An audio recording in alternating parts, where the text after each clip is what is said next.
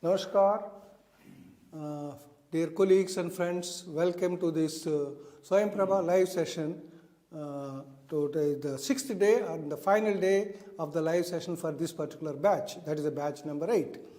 I am sure that you must have benefited from the last 5 live sessions. Of course, along with that, we have gone through a rich resource material which was available in Swayam platform, the units, the SLM content units, you have gone through it, and the various almost 30 plus videos on different themes of NEP 2020 by the renowned experts we loaded on the Swayam platform. I am sure you must have gone through that. Of course, through this Swayam Prabha live channels, you are further benefiting on various aspects of the NEP 2020. I am sure that this session also will have a very, very effective interaction on a very important theme of NEP 2020. I request you all to go through the session and then raise the questions related to the topic.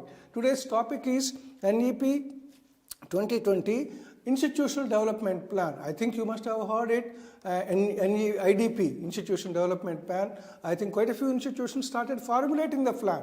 Not all the institutions doing it, but before that, you should understand what are the key objectives of the IDP, what constitutes the IDP, how to formulate the IDP, what are the basic features of IDP. I think this is what we will be focusing today. For this, we have a very senior colleague, Professor Ramachandran sir with us. He is not feeling well, but he has committed to us, so naturally he reached us to interact with you. I will not take more time except 2 words. He is a very senior advisor in the National Institute of Educational Planning and Administration at the moment. Before that, he held a very important position at the national and international levels. He was associated with the African Institute of Educational Planning and Administration, and then he was associated with UNICEF activities for a long time within India and outside India. I think that's a rich experience he had. Of course, before that, he retired as a professor of NCRT. You all know that, National Council of Education Research and Training. And then, after that, along with these roles, he associated with the formulation of NEP 2020 in the deliberations and discussions. Naturally, he knows ins and outs of these deliberations and what finally has come out as NEP 2020. So naturally, the right person to talk about NEP 2020 Institutional Development Plan along with any other related issue will be through. Without taking much time, I welcome you, sir, on behalf of us and on behalf of all our colleagues. With this thing, once again, I welcome you, sir. Please. Thank you, Professor Murthy. The topic needs a lot of time, but I have only 45 minutes.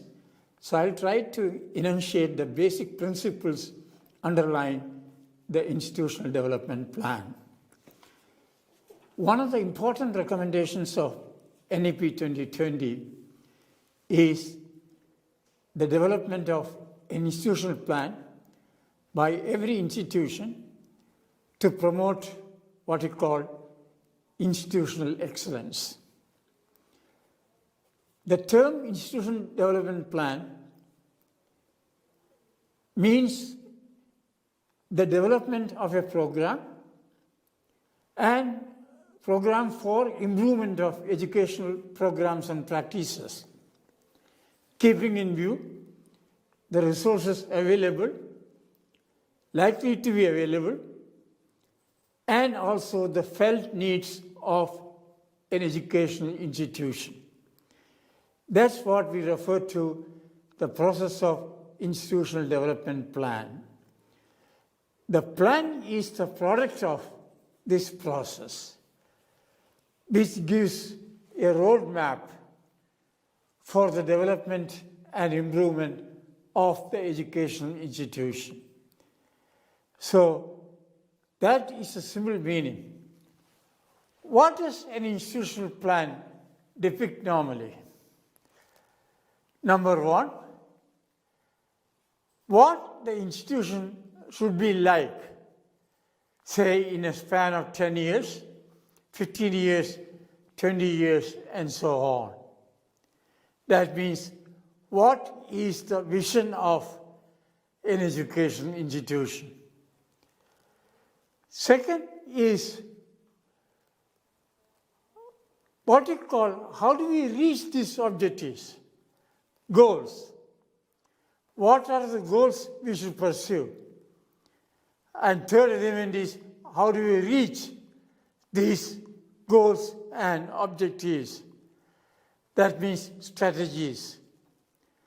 Then lastly, how do we assess the progress towards the institutional plan? Let me take one by one. The first step in institutional development plan is what we call setting up a vision.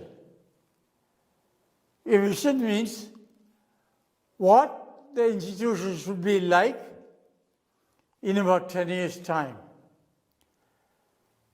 Should it be first 10 among the country's educational development, first 10 research-intensive university? It could be a goal. That is something we look at it. It's a vision. A center of excellence. It's a vision. Now, if we do this, then how do we reach this vision? If you want to be the first 10 or 20 institutions in the country, a research-intensive university, what shall we do? We must support research in emerging areas of interest. That is a strategy. Then we must create a pool of researchers. That's also a mission. So from mission, we move into what we call a vision. Vision to mission. Then we'll say, how do you attain this mission? What strategies should be pursued? There are several steps in this formulation of an institutional development plan. The first step is what we call situation analysis. What is the current status of the institution in terms of student enrollment, in terms of diversity among students,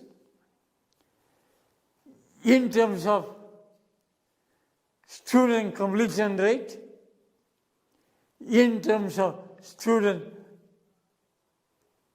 progression, and so on. So you might say, the first task is expanding enrollment and student diversity.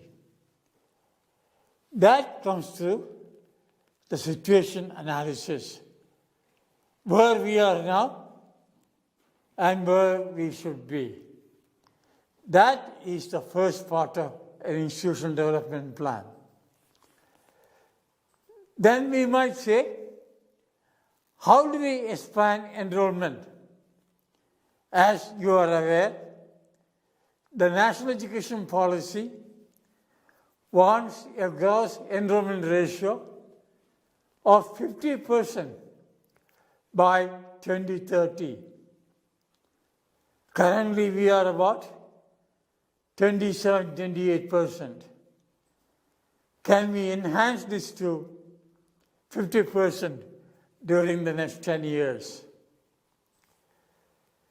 In that case, your college and university also has to enhance enrollment.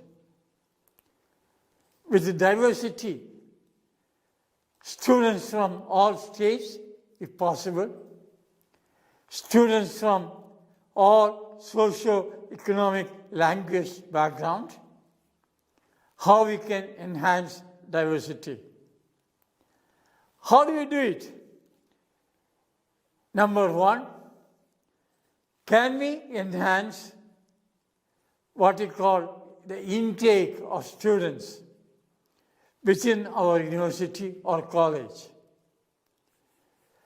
To do this, if you have 40 students per session, can we make it 50?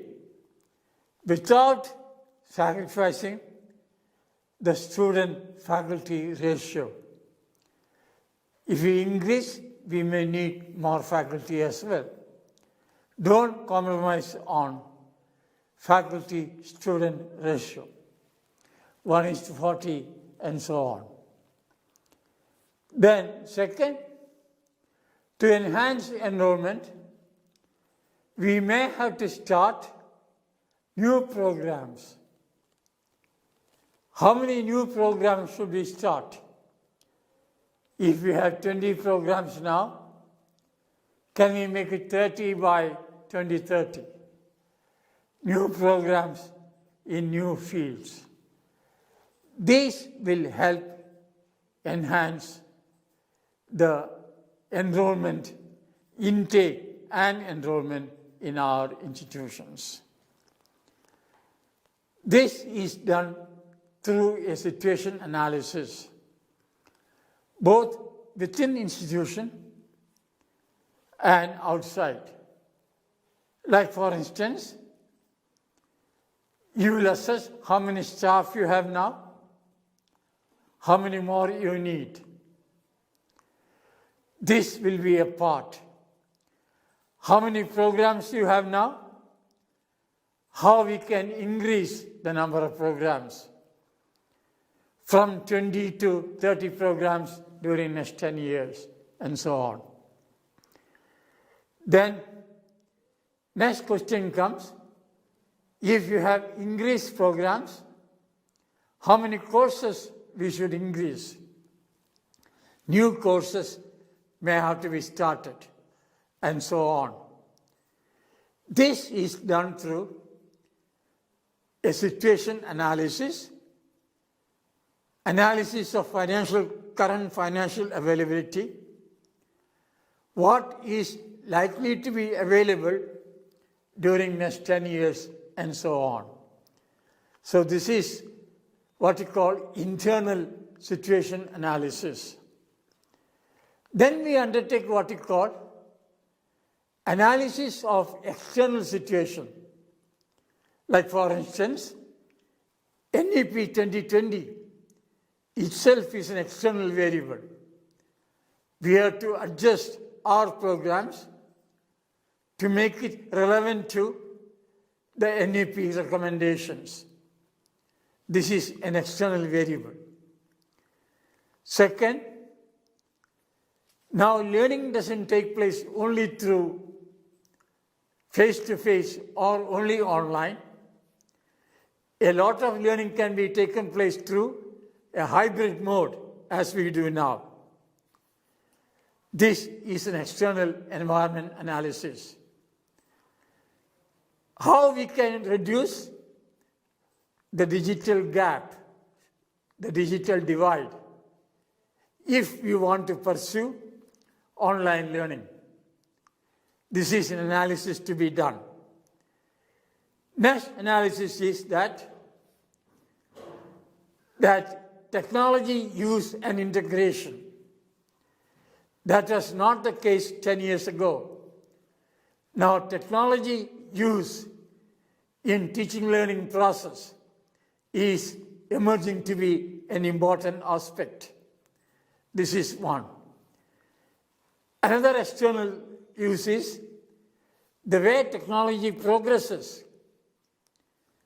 and the fast integration of technology in our day-to-day life for teaching learning purpose, and so on. The next external variable is what we call social context of education.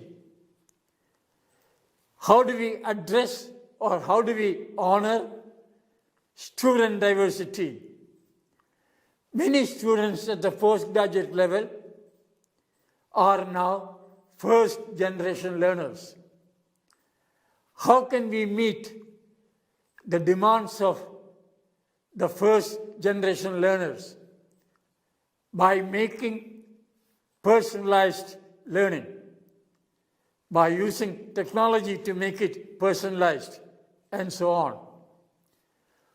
An important aspect is changing characteristics of learners.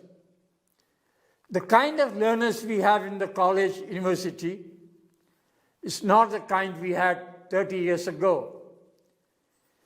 The current students are born and raised in a technology-rich environment. They know technology use much better than us. Like my granddaughter, who is only 8 years, can handle all kinds of technology. She looks at my mobile and says, "Grandpa, you don't have many apps." She says there are 13 apps you can use for teaching learning purpose. And she puts all those apps in my mobile. That's the kind of child we have. And these students who come to our college, they will use technologies which don't exist now. You don't know what will happen to a mobile phone in 5 years. We will use technologies which don't exist now. Third, many of our students will enter jobs which don't exist now. New jobs. Many existing jobs may disappear. In that place, new jobs will come. For instance, 2 years ago when I was in China, I found robots teaching. Then the faculty asked me, "Does it mean in future we don't need teachers? Robots will do." I said, "Not that. You will be the designer of the program transmitted by the robot. Your role from transmitter of knowledge changes into a designer." These are all external variables which attack our current scenario. Tremendous changes. So in institution development plan, therefore, we should look into some of these internal and external variables and decide where we want to be. The vision, we want to be, my college should be first 50 among the NIRF ranking. Then the mission for that, what we should do, that is the mission. Then how do we achieve this mission strategy? I gave one thing. Then once we do this, we formulate our goals. There may be 8 goals. Number 1, I mentioned already, expanding enrollment and diversifying student population in our college and university. This is a goal. Second goal is achieving student excellence. All our students should achieve excellence in learning and learning outcomes. What are these? One outcome is what we call learning gains, enhanced learning outcomes, achieving specified graduate attributes.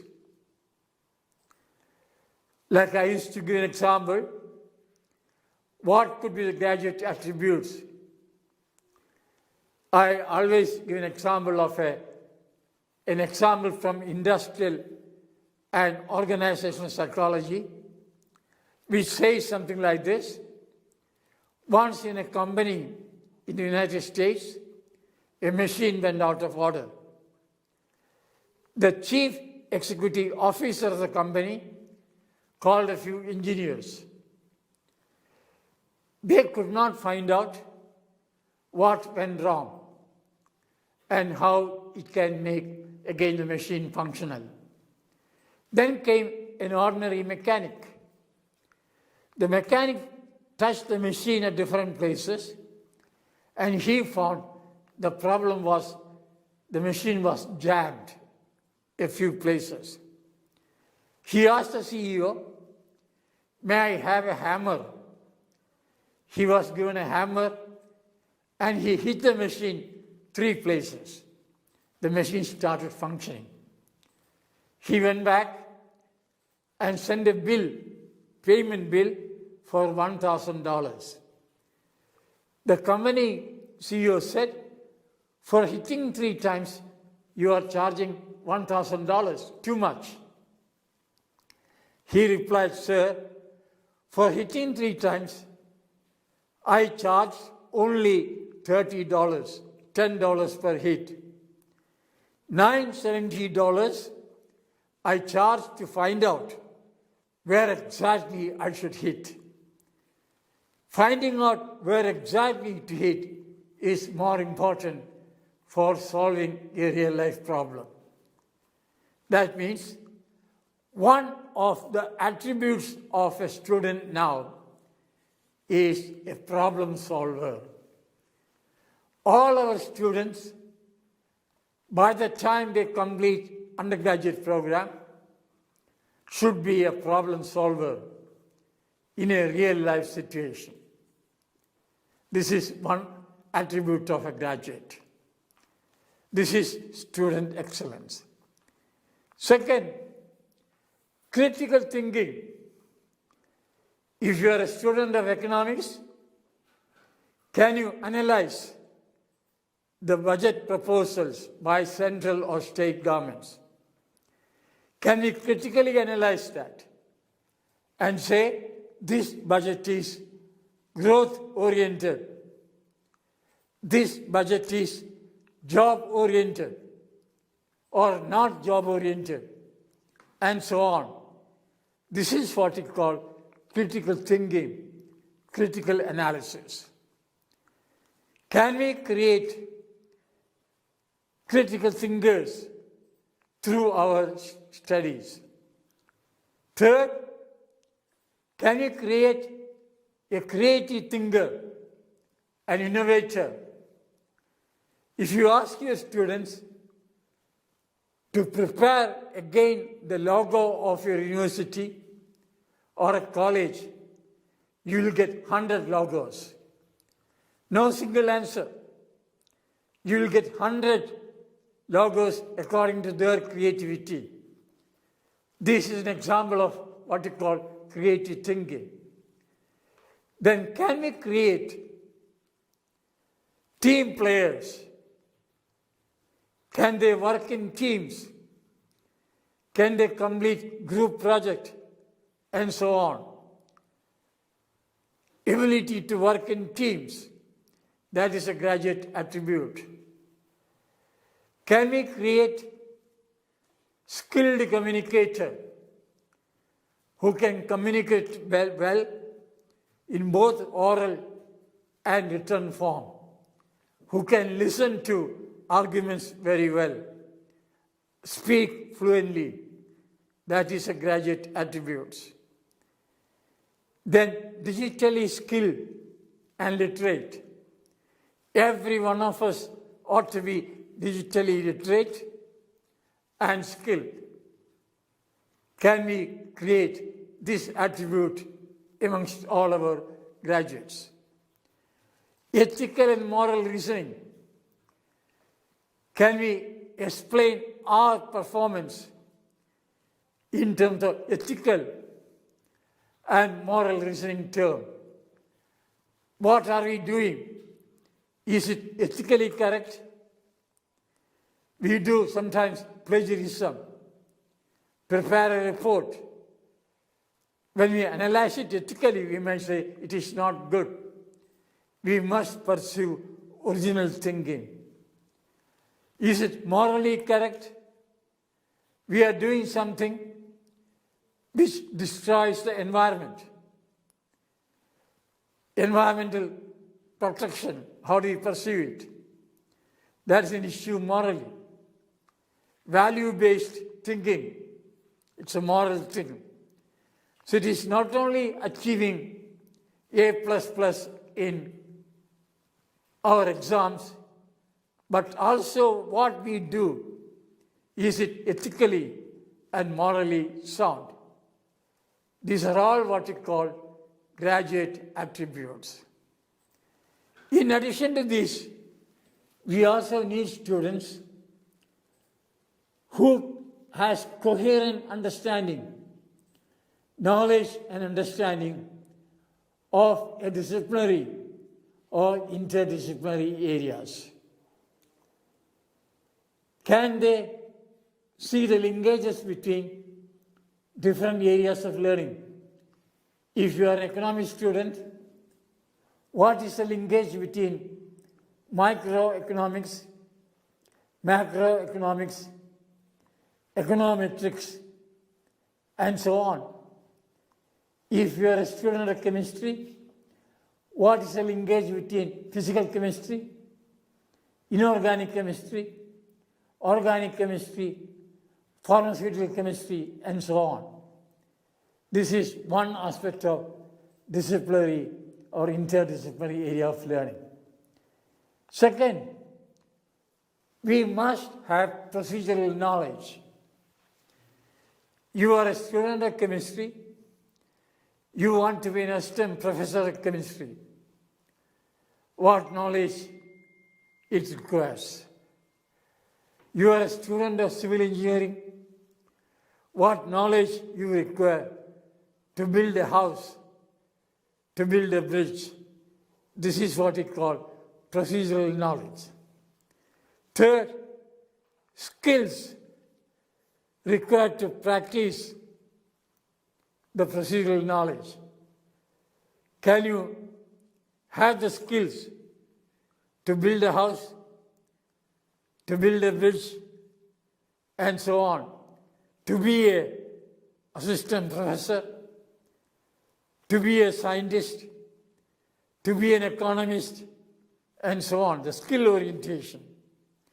And lastly, whatever you have learned, can we apply that into a real-life situation to seek solutions to a real-life situation? So you have disciplinary, interdisciplinary knowledge.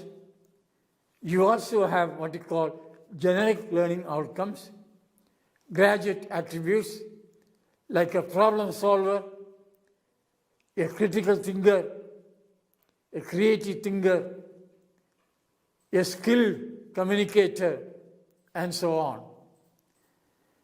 They are what we call generic learning outcomes.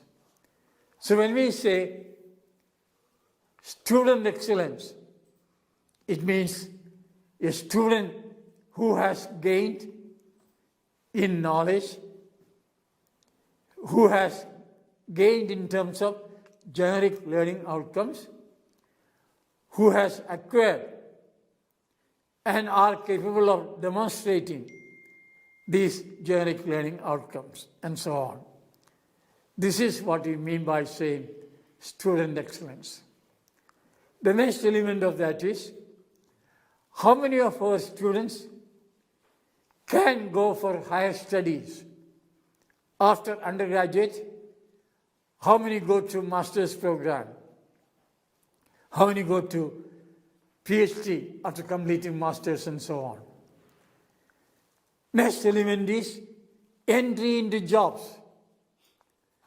Not just jobs, like an economist going to a clerical job is not sufficient. A student who acquired knowledge of economics, can she enter as an economist? Skilled jobs. Jobs for which they are trained for. These are all what we call student excellence. And we can do this through what we call a student survey. How many of them become trained economist. After getting trained in economics, how many of them become scientists in chemistry after going through master's program in chemistry and so on? These are all student excellence. These are second excellence in an IDP. Third, what we call is academic excellence. What you and I teach, does it lead to academic excellence? And NEP says a few things. Curriculum renewal, to introduce what we call multidisciplinary education, not a single discipline education. For that, can we convert our institutions into a multidisciplinary institution? Can we do this in next 5 years? Can we do this next 10 years? That will be the point of reference for the institutional development plan. So, two important things. When I say multidisciplinary institution, you might say, my college is multidisciplinary because we have Department of Chemistry, Department of Physics, Department of Economics, and so on. Not enough. You become multidisciplinary when students can opt for courses across the sciences, across the arts, across the humanities, and so on. That means, can a student have major in physics and a minor in music, or a minor in a vocational program? This is what is meant by multidisciplinary. So first, try to convert your college into a multidisciplinary institution, and that must be specified in the IDP, by which year we will reach this goal. Then introduce multidisciplinary undergraduate program. Today the UGC has released the 4-year undergraduate program, framework and credit framework. 20 credits per semester, a 4-year program with multiple exit and re-entry options. Can we provide this in our college? After first year, if somebody leaves due to some reasons, the person is given a certificate. If a student leaves after 2 years, she is given a diploma. After 3 years, she is given a bachelor degree. And if she continues 4th year and complete 4th year with additional courses and research, that person gets a BA BSc honors or BA BSc honors with research if you complete a dissertation in the 4th year. And that person needs only 1-year master's program. If the student does a good job of research, student can also join directly to PhD. No need of master's. It all depends upon the research programs we pursued. This is one aspect of academic excellence. The second aspect is what we call teaching excellence. Can we ensure that all faculty display excellence in teaching. Good teachers, well-trained, well-qualified teachers ensure that all students are trained, taught by well-qualified, well-trained, well-motivated, well-empowered teachers, faculty. This is teaching excellence. Next, excellence in assessment. Can we assess problem solving ability? Can we assess critical thinking ability? And not just knowledge and understanding of a subject area. So massive examination reform is required through our institutional development plan. This is the third element. Fourth aspect of fourth goal of the IDP is to ensure faculty excellence. How do we make sure that our faculty display excellence in all aspects? Well-trained, well-qualified. Next, fifth, achieving excellence in research and scholarship by the faculty, by the institution.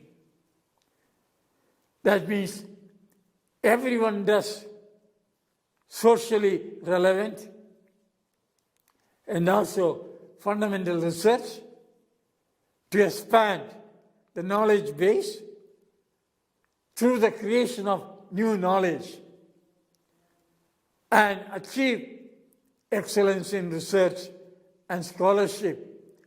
And through that, we achieve what we call innovations. This is another aspect of IDP. Next important aspect is staff excellence. We have a large number of non-teaching staff in our college and university. How do we ensure staff excellence? This should be a part of our IDP. What we do in 5 years, what we do in 10 years, and so on. Next, can we promote international experience? Can we facilitate international experience? Then more important is excellence in governance, leadership, and management. A leader is one who normally prepares a vision of the institution, creates a direction for its development. A manager is one who implements the program following rules and regulations, and through that the vision is achieved. Governance means the board of governance, how effective it is, how does the academic council function, how does the board of management function. So achieving excellence in governance, leadership, and management, a very important aspect of IDP. These are the 8 aspects of an IDP. Number 1, expanding enrollment, intake, and diversifying student community. Number 2, student excellence. Number 3, academic excellence. Number 4, faculty excellence. Number 5, achieving excellence in research and scholarship. Number 6, staff excellence. Number 7, excellence in terms of international exposure of both students and faculty exchange programs, and so on. And number 8, excellence in governance, leadership, and management. All IDP should indicate these areas. These are also in tune with what you call the NAC accreditation formula, that academic excellence. How are we implementing the NEP recommendations in terms of establishment of multidisciplinary institutions or interdisciplinary? Last time during my discussion, I explained the difference between multidisciplinary, interdisciplinary, transdisciplinary. Since the group is new, I'll repeat that. Multidisciplinary is something like the salad you and I eat. In a salad, we eat cucumber, we eat tomato, we eat capsicum, and so on. They retain their identity, but together they give the taste of what you call a salad. That is the multidisciplinary. You may have a multidisciplinary team from physics, computer science, economics to design a financial model. But they retain the spirit, but together they create what you call a financial model. So that is an example of multidisciplinary. Interdisciplinary, I give example normally. Something like our dal tadka or sambar. The gravy of a sambar, you can't distinguish between the ingredients. They gel together and create a taste. So in interdisciplinary studies, we do the same thing. Like Bachelor of Business Administration, it is interdisciplinary. Many areas gel together and create a marketing executive. Women's studies is a statistics, sociology, psychology, all together make what you call women's studies. That is interdisciplinary. Transdisciplinary, I normally example, borrowed from two others, Park and Cho. It is something like a cake. When you see a cake, you can't distinguish between the ingredients at all. They all join together and give the taste of a cake. They all join together disciplines and solve a complex problem. A complex problem related to or involving many disciplinary areas. That is transdisciplinary studies. So therefore, the policy does talk about multidisciplinary, interdisciplinary studies and so on. Can we ensure that we introduce a multidisciplinary studies through a major 60 credits program, deep study, minor 24 credits, multidisciplinary areas? Can we also have vocational program, internship, field-based learning, community engagement and service, so that the program becomes experiential, more practice-oriented? How do you go about it? Some direction must be given by the institutional development plan. These are some of the goals. Then from the goals we derive what you call specific objectives.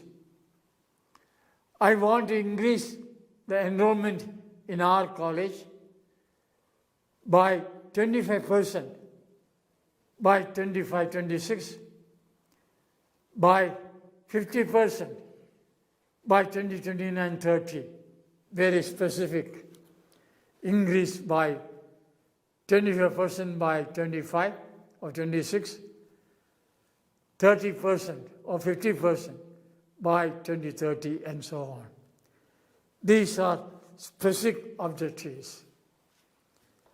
Increase the number of programs to make it multidisciplinary by 5% within 2 years, 10%, 25-26, 50% by 2030-35. These are what you call specific objectives. The number of faculty who underwent orientation and refresher courses increased by 50% by 25-26, 100% by 2030. Clear-cut, observable, measurable targets. This is the next level, specific objectives. Then to reach objectives, what strategy should be used? Like starting new programs, enhancing intake, introducing multidisciplinary program, creating new departments of music, arts, and so on, if you don't have one. When shall we do it? That is again the important aspect. So like that, the institutional development plan will have specific, measurable, and observable targets. Then we can monitor that carefully. How we are progressing towards achieving expanded enrollment, enhancing student diversity, achieving student excellence, achieving academic excellence, achieving faculty excellence, achieving faculty excellence, achieving international exposure for both student and faculty, achieving research and scholarship, achieving excellence in governance, leadership, and management. This will be a summary part of it.